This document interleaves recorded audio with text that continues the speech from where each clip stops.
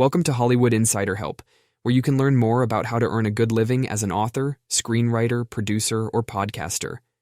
Remember, you can find great live and on-demand training designed to help you earn a good living making media you love at nancyfultonmeetups.com and nfm24.com.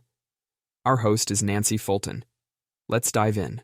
The objective for this particular event is to help you understand how to stop a set of thought processes and emotional cycles that can easily destroy your creative career because they stop you from being productive.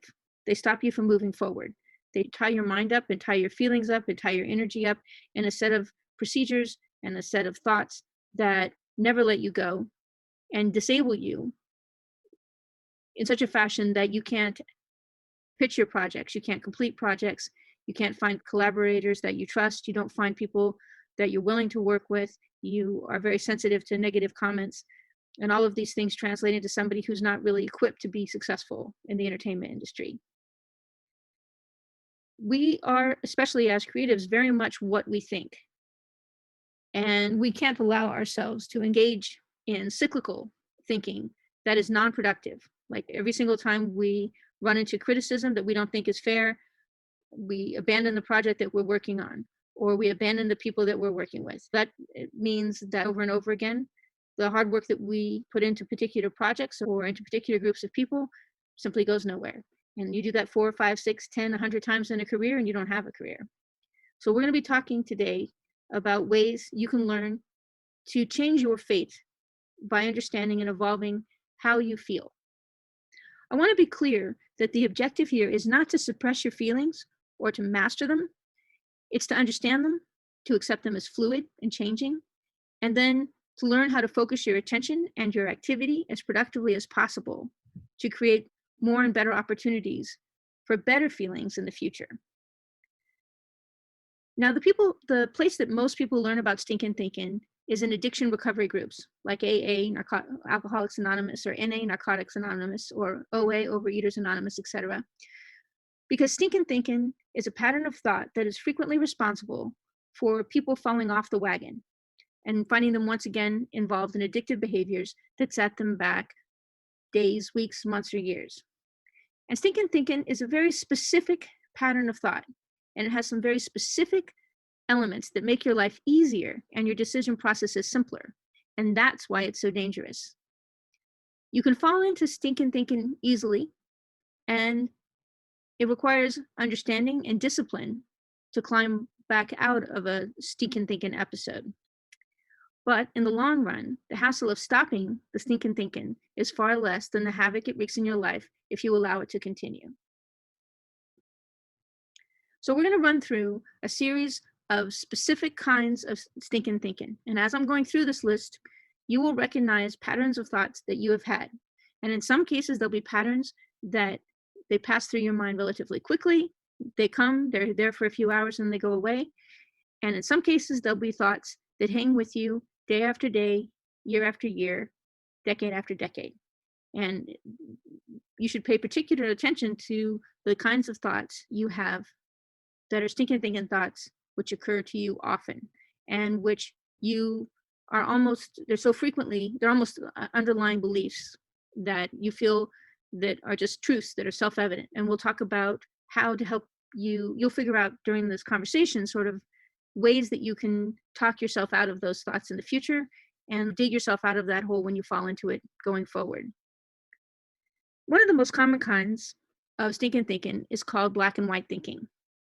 And it's most common in people that we call perfectionists. And only perfection is good enough for these people. If there's any kind of little flaw at all, it's entirely screwed up. It's garbage, it's trash, it's not worth anything. And another manifestation of black and white thinking is, if I can't have exactly what I want, I won't be happy. And here's a few examples. For example, I wrote a book and it's selling on Amazon, but it's only self-published. Or I made a movie, but I had to produce it myself. Or I sent out 100 query letters, but I only got 5 interested responses. Black and white thinking means something is only good if it's 100% good, and if it's only exactly what you fantasized about.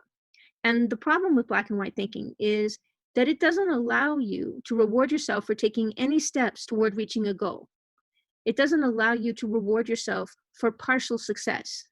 And it's really deadly to you as a creative professional, because the truth is that there's no one size fits all answer for finding our audience and packaging our work. Every single creative professional has to engineer a solution that is specific to the kind of media they want to produce, the levels of money or the amount of money they want to handle. Some producers only want to do $100,000 movies, some want to do 500,000, some want to do $1 million, some people only want to do 5,000 or $1 million movies.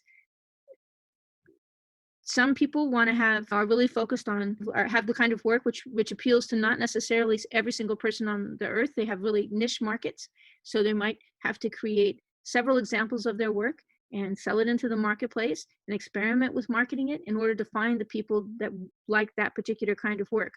For example, if you think about Borat, not everybody likes Borat's work. He has an audience that's worldwide. A lot of people like his work, but not everybody. And you can imagine that the first few projects he did probably had a really negative reaction. And if he had taken that no for an answer, if he had decided, look, if I'm not universally loved, then a lot of people say they hate my work, then I'm just not going to do any more of it. Then that guy doesn't have a career. You're going to be in that same position if you have black and white thinking, which says only perfection is good enough.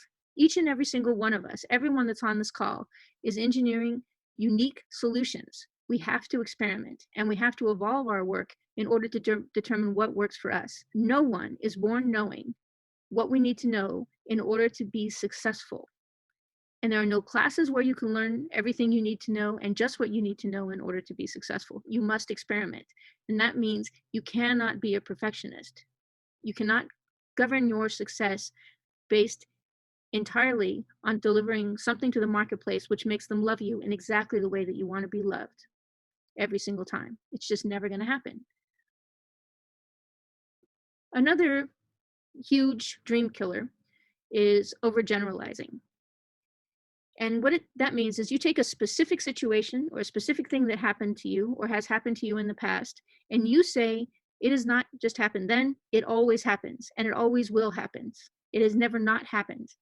So you can often recognize overgeneralizing because it uses specific kinds of words to express itself. Whenever you hear yourself or someone else saying, no one likes, everyone thinks, people don't, like people don't like movies that make them feel sad. People don't like movies, slapstick comedy. People don't like, people don't think, people don't want. That's never true. There's 8 billion people in this world. Nothing is true for all 8 billion of them. So any statement that starts with the words people don't is a lie. I always, you don't always anything. No one always anything. Everybody is very variable. Nobody does anything all the time. I always is never accurate. People always, also a lie. People never, also a lie. That never works. Always a lie. Everything occasionally works sometimes. Even really stupid things occasionally work. Some examples of this kind of thinking in creative lives is people never pick me when I have to compete, or I never succeed when I have to sell my work, or I always screw up when it really counts, or I can never solve this problem because I have this unusual flaw or disability. I'm too short, I'm too tall, my nose is too big, my nose is too small, I look like a little girl, I look like an old man. So that means I can't be a famous actor, I can't be a famous writer, I can't be a good producer. I was born poor and I'm never going to have money, so I can never be I can never be a producer because I don't know any investors. I can never is always a lie. Now, whenever you hear the words always and never, whenever you hear a blanket statement that's supposed to be universally true, that is a lie. And they are lies because nothing is always or never anything unless you choose to make it so. If you never try to sell your work, never pitch anyone anything, never put any work into the world for people to fall in love with, that guarantees your statement that no one likes your work, no one will ever buy your work true. In effect, you're making it true. If many other people on this planet can do a thing, you can find a way to do it. It's deciding that the statement I just said is true that makes doing almost anything possible. If many other people on this planet can do a thing, you can find a way to do it. The issue is how you're going to find a way to do it. It's untrue for you to say you can't do it. You can choose not to do it, but that's you making a choice not to do it. Another very common form of stinking thinking is called only accepting no for an answer. For example, I worked so hard on that book and someone said it was stupid and boring. Or I did that presentation and half the audience left, so I really suck at presentations. Or I pitched that project and someone tore me apart in the meeting, so I can't sell that thing. When it comes to selling words, performances, media, services, not everyone will need, want, or like what you're doing. Frankly, some people really hate Tom Hanks too. So just if you have 1,000 people in a given audience, it could be the case that, 997 of them loathe what you're doing. But if 3 of them really like it, guess what? There's a whole lot of thousands of people in the world. So 3 out of 1,000 liking your work, you can build a whole career on that. What counts in this life is not the no's that you hear, it's the yeses, because those yeses translate into a very successful career. If you have 10 million people who hate your work, but you have 200,000 who like it enough to give you $10 a year for it, if you put out a book every single year, they'll buy it. If you put out a movie every single year, they'll buy it.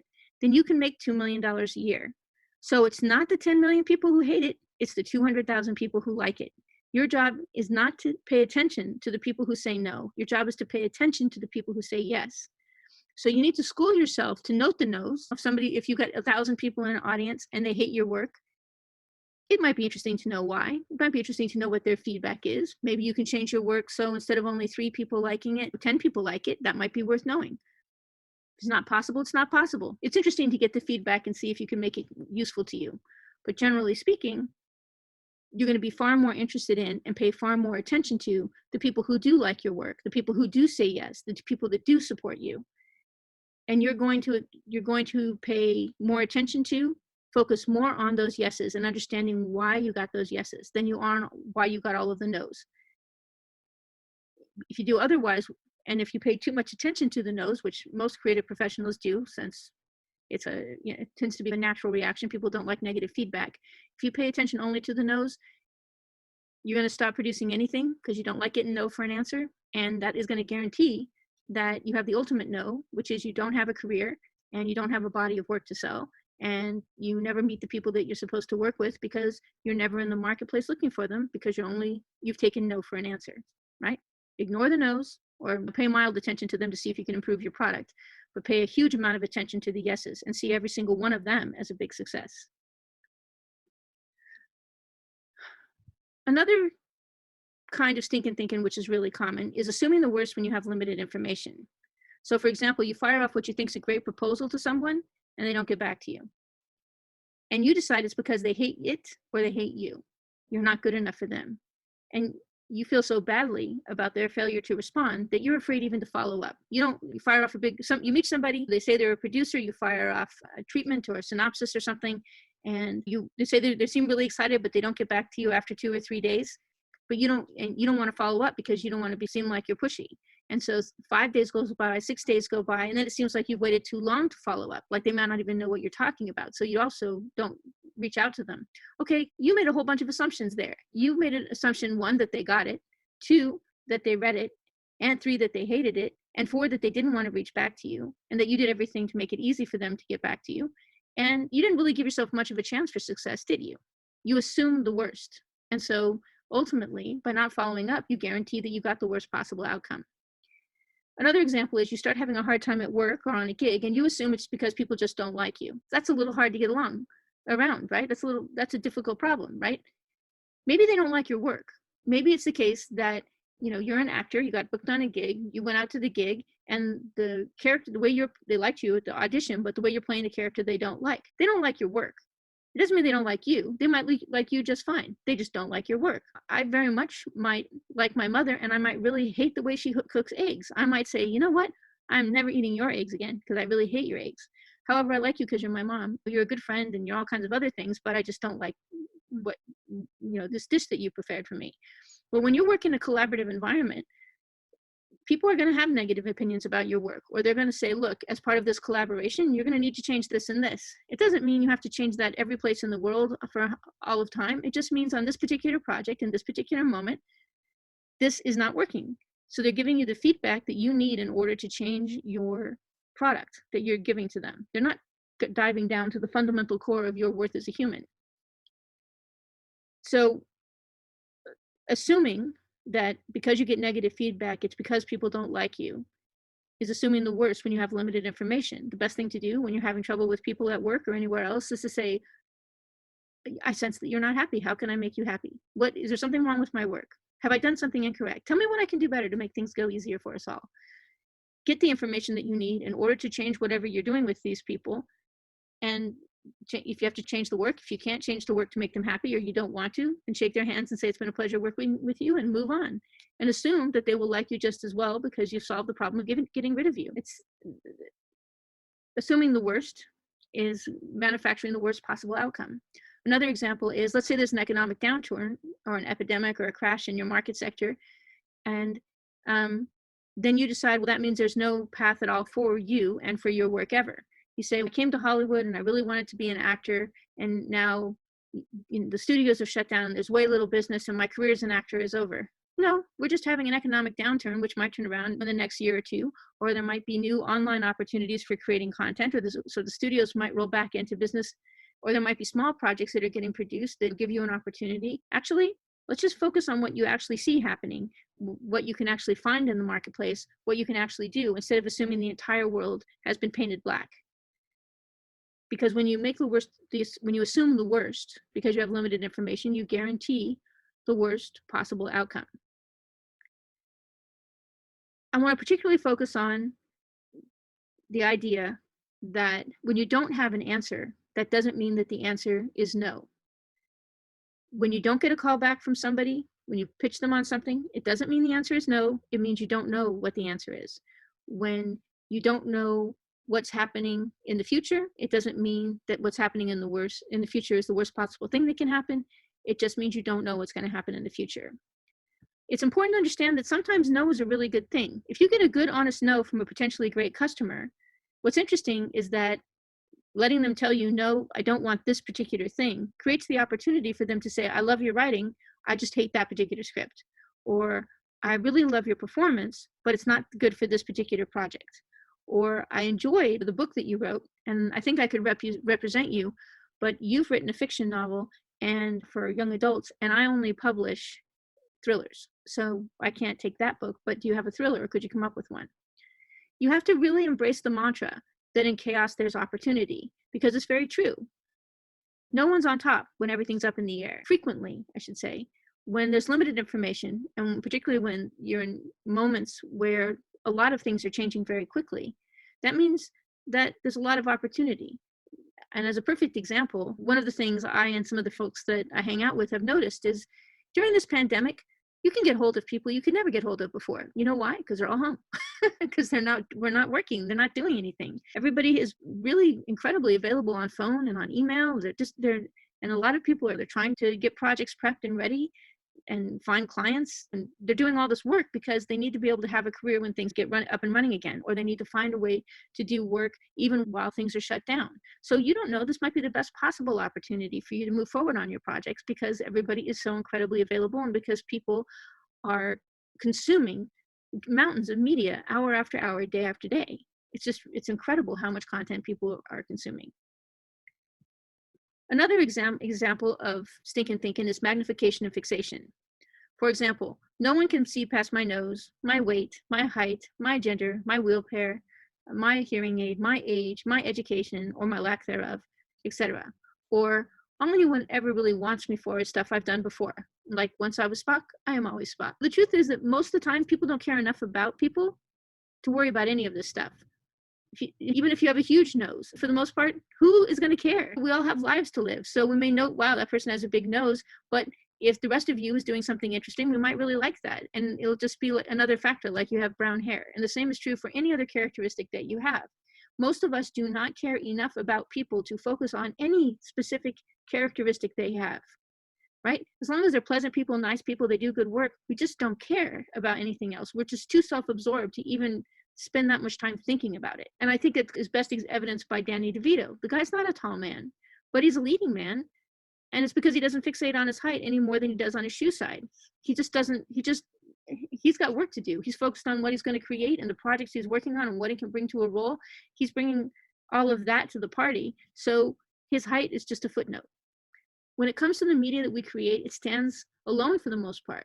Funny or not funny, riveting or not riveting, well spelled or ill spelled, people care a lot more about the cake than they do about the baker. They care about what you're bringing to the party a lot more than they do about any specific aspect of you at all. Whether you're attractive or unattractive, just any characteristic you can possibly have is really just completely uninteresting to 99.9% of people who only really care about, you know, what you're buying, what you're selling, what product you're giving them. They just don't care enough about you in order to fixate as much as you think they might. If I feel it, it must be true. For example, people of any given color or gender or orientation make me nervous, so they must be dangerous or threatening in some way. Or the idea of public speaking makes me uncomfortable, so it must be really hard. Or the water makes me scared, so swimming must be difficult. Truth is, feelings are feelings. They aren't carefully considered, researched out, proved through experience facts. So when your feelings seem to prevent you from doing what other good and hardworking people can do, it's possible that your feelings are out of line and need some good old-fashioned challenging. For example, maybe you need to think about the fact toddlers can swim.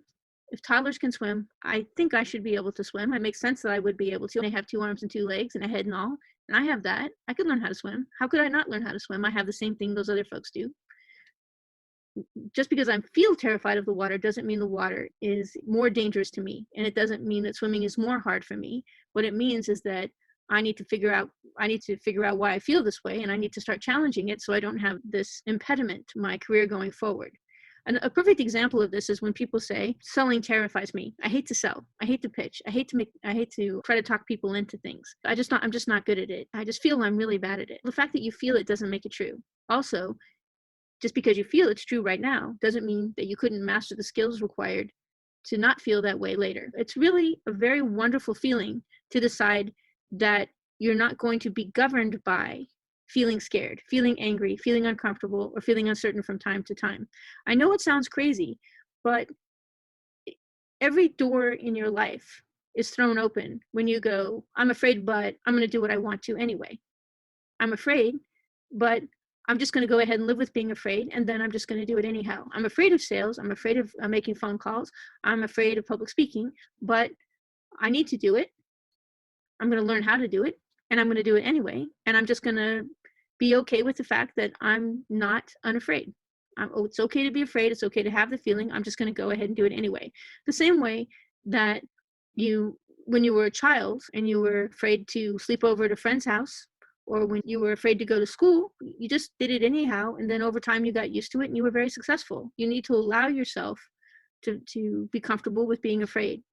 And you need to understand that just because you feel a given way doesn't make that feeling accurate. It's not true. It's just how you feel. And you should know, you should say, that really terrifies me. But you need to step back and be objective about whether or not what you're facing is really a threat and whether or not it really is impossible for you to do when it's possible for other people to do.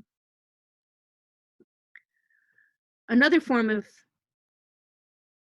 very toxic stinking thinking is called second guessing. For example, I should have gone to law school. I should have started earlier. I should have taken that job. I should have gotten married way back when. I shouldn't have published that book, made that movie, lost that money, or given up so easily. And what follows these statements is, and everything is ruined now. I should have gone to law school, and because I didn't, everything is ruined now. See, those thoughts are fantasy-based. And because even if you had done whatever it was, that thing that you're regretting that you didn't do, even if you hadn't made whatever horrible mistake that was, you would still be sitting right here having some kind of regret over some other mistake that you've made. Because each and every single one of us can look back over the whole course of our lives. We can point to turning points when we could have done something differently, and we feel bad about them. The question is not what has happened. The question is not where we might have been, which is always a complete fantasy. You could have gotten run over by a truck. You could have gone to law school, and on the way home from law school, the first day, you could have been hit by a truck, and then you'd be dead. You don't factor that into your equation now, do you? But it could have happened. So what we need to think about is not our second guessing, and not the things that we should have done, and not the things that we could have done, and not all these mistakes that we fantasize, and all the perfect lives we would have had without those mistakes. We need to start with, here I am now. Given where you are now, what should you be doing in order to get the things that you want? What's going to make tomorrow, literally the tomorrow, like the tomorrow we're going to have, better than today? What can I do tonight, this minute, right now? What can I do in this moment now to make tomorrow better than today? Labeling, this is a huge one, and we'll talk about in a moment how people tend to learn how to do this. I'm such a fool. I'm so stupid. I'm so ugly. They are so stupid. Or they're just criminals or narcissists or thugs or crooks or members of the old boys network. Labeling is a good thing when you really want to get rid of something, because a label is, generally speaking, a reason to give up and move on to somewhere else with someone else doing something else. It's literally the end of the path forward, unless you decide you were wrong and decide to take it back. If I look at a person and I say, you're just a criminal, why in the world would I spend more time with a criminal? Or if I say, that guy's just a narcissist, why would I invest even one more moment with a narcissist? If I say somebody's a thug, clearly the only smart thing to do with a thug is to get the hell away from them, right? So usually when you're applying a label, it's because you want to have permission to just walk away from a particular problem or situation. And it's a particularly problematic thing when you apply it to yourself, especially over many days or weeks. And it's dangerous because it tends to be a final judgment divorced from your behavior. It's one thing for you to say, I have done a foolish thing. I have done a stupid thing. I was ugly in that moment. They were behaving stupidly then. It's one thing to say, in that moment, they behaved a particular way, or in that moment, I behaved a particular way, which was unsuitable, unfortunate, bad, a mistake. It's quite a different thing when you're applying that to yourself and you're labeling you as an object, that name, because it's a final judgment and it's divorced from your behavior. I'm such a fool does not allow the possibility that you might not do something foolish tomorrow. It doesn't allow you to say, I was foolish then, but I will be smart tomorrow. No, you're a fool. Everything you do is going to be stupid, because that's what fools are. Fools are stupid and they do stupid things. So applying a label to a person is basically an excuse to walk away from them. When you find yourself labeling, you need to realize, first of all, it's a feeling and it will pass. It's one thing to say, I am such a fool for 10 or 20 minutes while you're really mad. And then to step back and say, I'm not a fool, I just did something foolish. To recharacterize it and to correct it in your head so that it allows the possibility for you to move forward. This is another pretty fun one. Personalization, projection, and mind reading. For example, they said my work had problems, so they must think I'm stupid. Or they don't want to pay me, so they must think my work really isn't good enough, or that I'm really naive and willing to work for free. Or I didn't return someone's call. If I didn't return someone's call, it would only be because I thought they were useless. So in every one of these situations, you're guessing what people think. And life gets a lot better when you stop guessing what people think. I have a friend who says, what people think of me is none of my business. When someone has a problem with your work, the text you create, the image you create, the performance you deliver, whatever it is you're doing, assume it's a problem with the work and decide if you want to fix it. When they offer you a deal you don't like, offer them an alternative that you would like, and that they might like. When they don't return a call, assume they're busy or otherwise caught up in their own morass of problems, and the door might be open later or might be open again someday. Assume that you have no idea what other people are thinking, and if you need to know what they're thinking, ask them.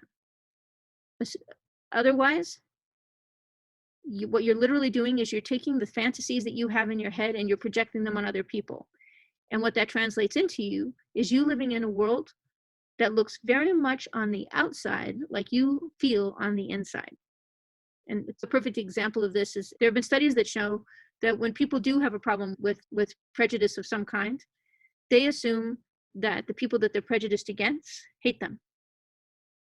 And the reason they do that is because, generally speaking, they feel like if they knew somebody felt the way they felt about them, they would automatically hate whoever felt so meanly about them. Or if I think this particular kind of person is a dirty kind of person and a stupid kind of person and a substandard kind of person, I bet they must hate me, because if somebody thought I was a substandard kind of person, I would hate them. So you're taking the feelings that you have and you're projecting it on everybody else in the world.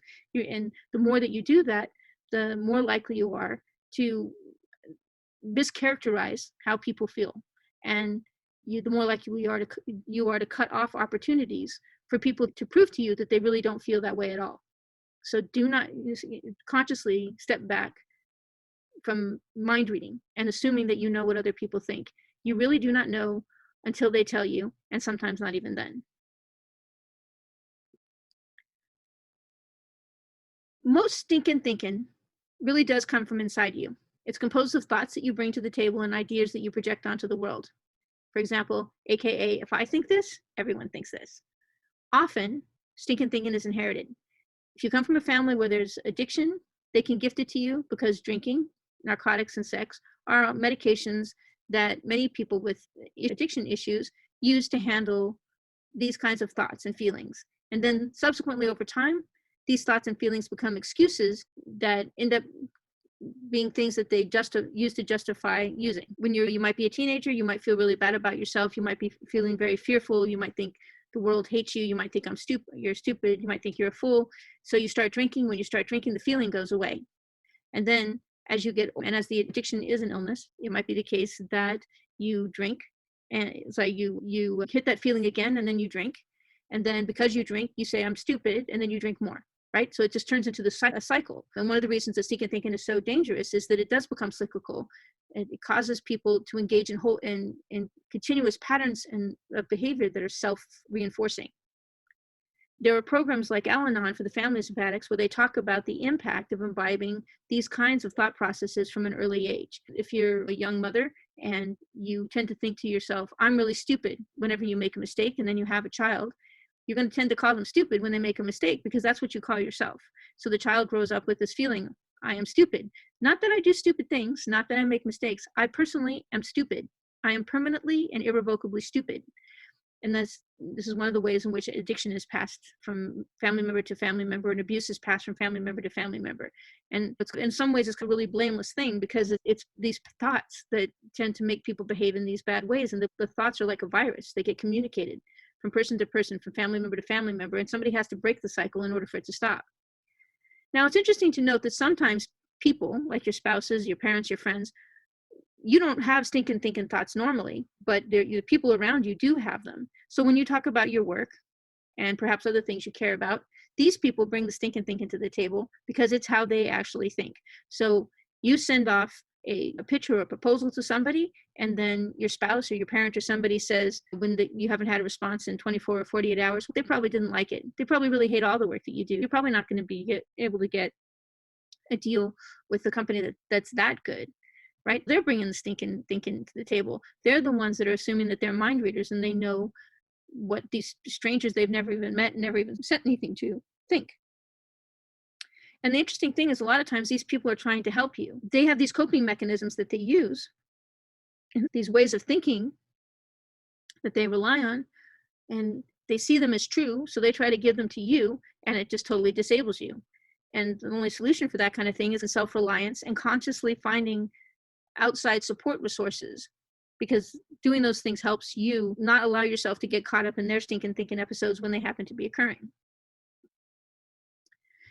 Now we talk about how stinking thinking actually serves you, and which is, interestingly enough, one of the reasons why it is a somewhat difficult habit to break. It takes mental discipline. You have to really pay attention to your feelings and really think about what they mean in order to start stepping out of the cycle as it gets worse.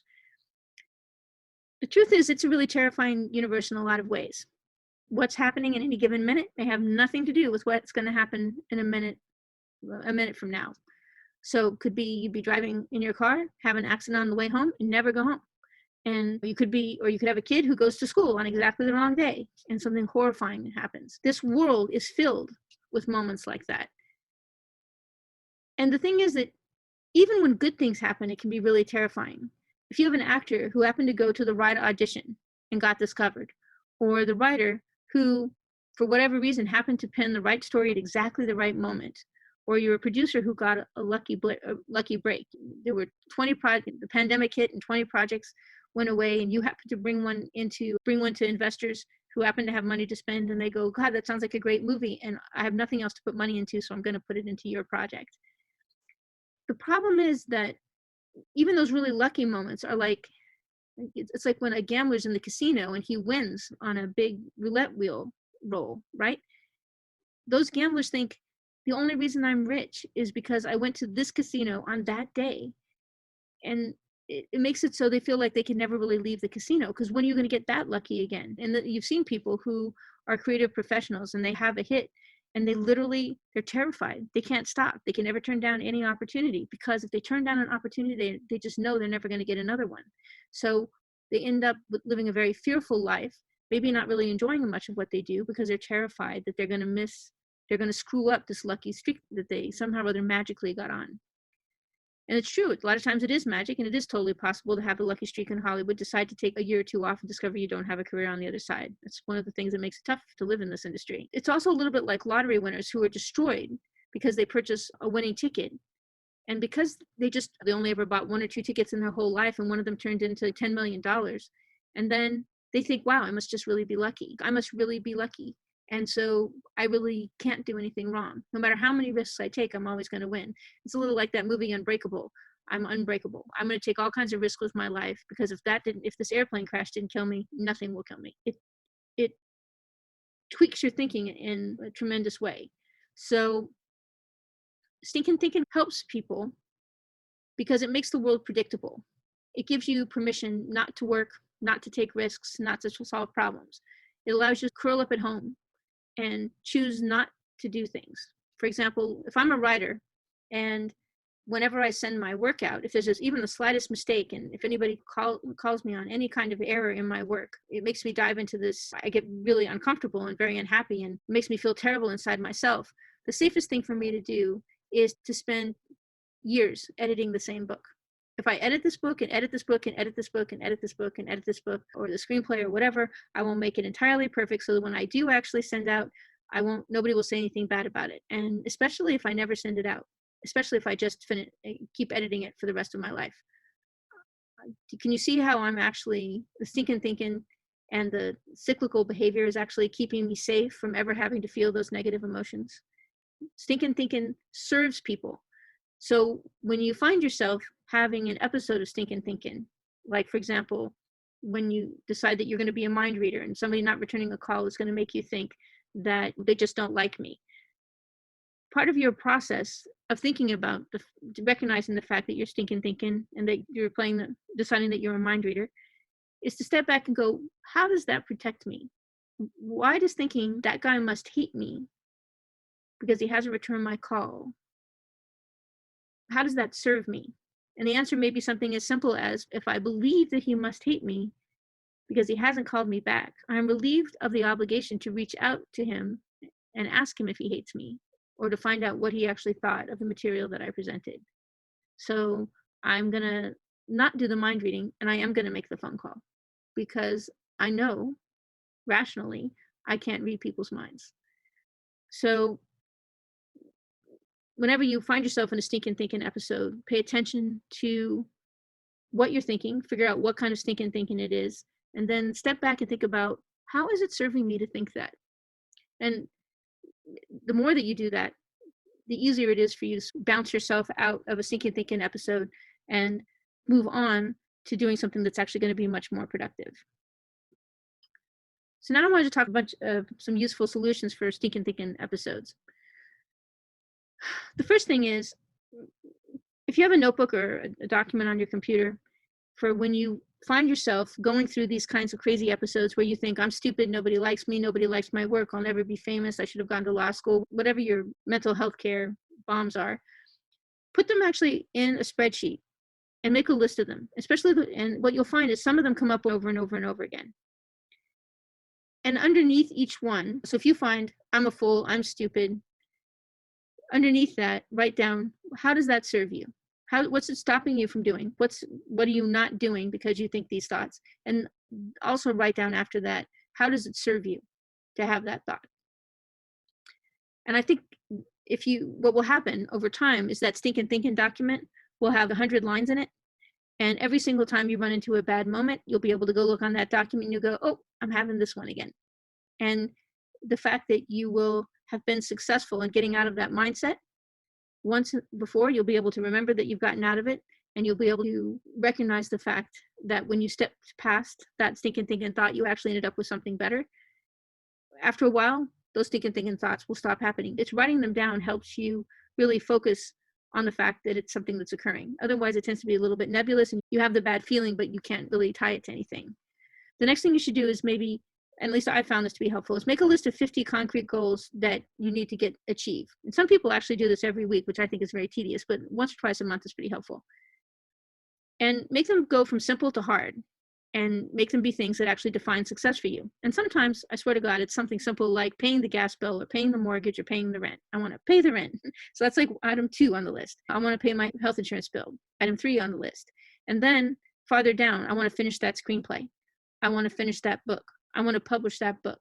I want to reach out to 5 agents. I want to reach out to 5 managers. I want to pitch 10 producers on Virtual Pitch Fest. I want to put my scripts on Inktip. I want to look up agents and managers on Done Deal Pro. What you'll find is interesting is by making a list of concrete goals and crossing them off as you get them done over the course of the month, if you get to the end of the month and you've done 30 or 40 of them, you've achieved a massive amount. And next month's goals can have the 10 you didn't achieve. I want to be as famous as Spielberg. Or I want to have as many fans as Spielberg. Maybe that one will take a few years to get going. But think about how many scripts you'll get done. Think about how many books you'll get done. And it's because you're making, your goals are very concrete. You're identifying very specifically what success is. And that is very powerful. When you have if I have a very nebulous idea of success, it's very problematic to achieve it. The third thing, and this can be incredibly useful to people who have obsessive compulsive thoughts or obsessive thoughts that they have trouble getting rid of. I don't know, it's a fairly common thing, I think, for creative professionals when they go to bed and their minds just don't easily drop off to sleep. And they obsess about problems they've had or difficulties that they've run into during the day or mistakes that they think they've made or all the people that hate them or all the people that hate their work or all the people who didn't return their calls. Make a list of times that you have really exceeded your own expectations. And you can write it down, or you may just find you make a list of 10 of them that you can remember at a moment's notice. And they could be, for example, the time you applied to college and got in when you didn't think you'd get in. You got into a better college than you expected. Or the time that you submitted a screenplay and you won an award. Or the time you got a part that you really wanted and you hit it out of the park. Everybody has a list of success stories and times they can look back to and go, that was amazing. The time that you fell in love with a girl and then you ended up marrying her and she turned out to be the most wonderful woman on earth. Whatever the thing is, these touchstones, these things, this list of things where you've been successful, thinking about them and being able to reach for them in the middle of a stinking thinking episode, it can be very powerful. You may think, well, I really screwed up this particular project. Now the client's really mad at me and he doesn't want to work with me as a screenwriter. But I did marry this really great woman and I never thought she'd marry me. I guess I'm not completely stupid because I've got good days and bad days. Yeah, making that list of 10 things that you can carry around and refer to like armor is really important. And what's interesting is you add more to that list over time. So you may end up with 20 or 30 of them over the course of your whole life that just are bedrock to you in terms of what makes you feel worthy, or what makes you let you know for sure that you've got talent, or let you know for sure you've got something important to say to the world. In terms of don'ts, it takes a bit of mental discipline to allow yourself to feel what you feel in the moment. When you find out that you didn't get a particular gig, or you've lost a particular gig, or you spent $1,000 marketing a particular book and you didn't get any money back because the book didn't sell well. There's going to be a moment of trauma there and you just have to get through it. And, there's going to be stinking thinking. If you're prone to it, you're going to think there's going to be an hour or two, or maybe a day or two where you think I'm the stupidest person on earth, blah, blah, blah, blah, blah.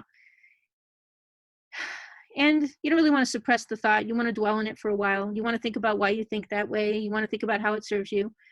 But then at some point, you have to exercise some mental discipline and go, okay, I have felt that way and now I'm going to get back in the game. It's just getting the stuffing knocked out of you when you're playing football. You are consciously resetting yourself and saying, okay, I felt that. I've allowed myself to feel that. I understand why I feel that. Here's what happened and here's what went wrong and I'm not going to do that again. Now I'm going to get back to work because I have to experiment sometimes experiments are going to fail, and I've learned what I needed to learn from that experiment. I'm moving on. It's understanding that you can't spend months, weeks, or months. You can't allow yourself to spend weeks or months in that moment and frozen, because that will destroy your career. And people do tend to do that. The next thing is, don't create nebulous goals. I want to be a successful producer is really fuzzy. If I say I want to make my movie, Santa Goes Bad, profitably next year, that's not, because that's a very concrete goal. It helps me, knowing I have that specific goal lets me say, okay, I'm going to make it for $50,000. I'm going to make it here in LA because I'm going to do it next year. And this is the only place for sure I know I can be next year. And I know how, because I'm only spending this amount of money, I know what cast I can afford, and I know what locations I can afford. So I've answered a lot of questions because I have a very concrete goal. Whereas if I have a goal like I want to be a famous producer, there's a lot of ways to be famous and there's a lot of ways to be successful, and there's no time limit. So it doesn't help you make choices or make decisions to make what you're trying to do achievable. The more concrete your thinking is in terms of what you want to do, the more measurable it is, the more things get better, because you're making something that's achievable. And when you've achieved it, you know you've achieved it. Don't do just one thing at a time. It's better if you have 3 or 4 or 5 goals at once, or if you have that list of 50 concrete goals that you're working on over the course of a month, because that means when on any given day, you might have 3 things go well and 2 things go badly. And the more you're doing every single day, the more you get done. So by the end of the month, you have more achievements. And by the end of the year, you have even more and more achievements. And by the end of a decade, you have a huge number of achievements. So doing one thing at a time, I'm going to write this script and not write anything else. I'm going to write this book, not write anything else. I'm going to go out for this role, but not prepare for any other roles. The more you limit yourself to one thing at a time, the more risk you're taking on. You want to do multiple things so that you have the opportunity to succeed in several different ways. And finally, I do recommend that people put health first. Eat, sleep, exercise, go to the doctor once a year and get a checkup. You'll be so glad that you did. Get medical care when you need it. And the reason is because most people, when they are sick, when they are ill, suffer from stinking thinking. People who are healthy and who live busy lives when they're pursuing a lot of goals, usually live long enough to do really well financially. It's ridiculous how highly good health is correlated with wealth and success. And the reason is because you have time to be successful, and because your mental health state is clear enough that you can get stuff done. I think many of us grew up where, to a significant degree, healthcare was rationed, or we didn't have access to medical care, or the expectation was when you were 60 years old, you were at the edge of your life and you should be thinking about retiring.